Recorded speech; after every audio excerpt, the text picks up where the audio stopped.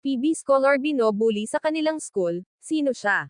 Update sa grades ni Neri, mapapawaw ka.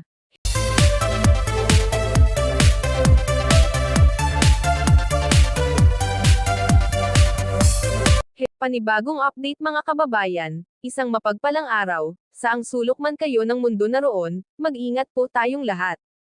Update sa grades ni Neri sa kanilang first quarter, mapapawaw ka na lang, mataas din ang grades niya sa bawat subject. Ang pinakamababa niyang grade ay 86 at ang pinakamataas ay 91, at ang average niya ay 86 kaya napapawaw na lang ako. Noong ako ay nag-aaral noon hindi ko man lang naranasan ganyan na grades, alam na may kahinaan tayo lalo na pag mathematics. Masabi ko rin na masipag, magaling mag-aral si Neri, at nakita din natin yan sa mga update ni Ma'am Ruth, simple lang si Neri at laging nakasmile at malambing. Napakabait din ni Ma'am Ruth, na tumatayong pangalawang magulang ni Neri, na kahit may baby siyang maliit, init ng panahon pag may dapat napuntahan sa school nila Neri, ay talagang present si Ma'am Ruth. Tulad ng pagkuha at pagpirma sa kanyang card talagang naroon siya, at kasama niya ang dalawa niyang mga beautiful angels. Kaya hanga ako sa kanila, sa pagmamahal at suporta nila kay Neri. Siyempre kasama na rin ang kanyang botihing sponsor na si Mr. and Mrs. Lea Lalwet, mabait at generous.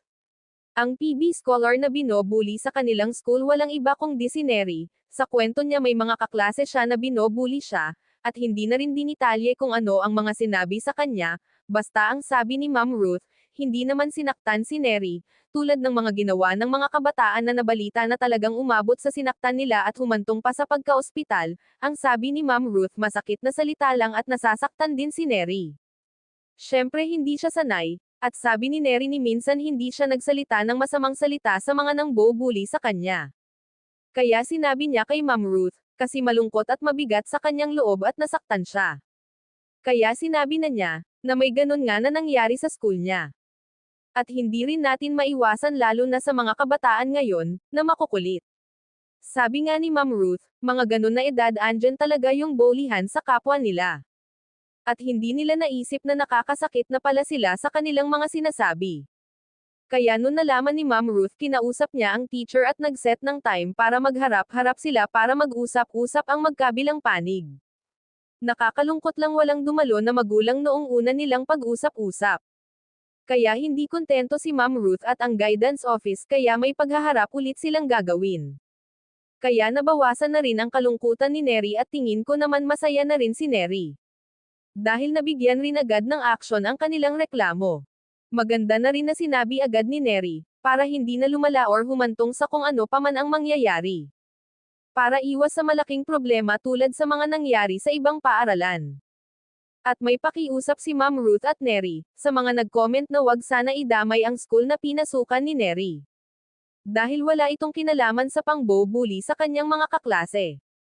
At may pakiusap din si Ma'am Ruth, sa mga bashers na wag naman mag-comment ng nakakasakit kay Neri. Dapat sana yung mga comments na magpapalakas kay Neri.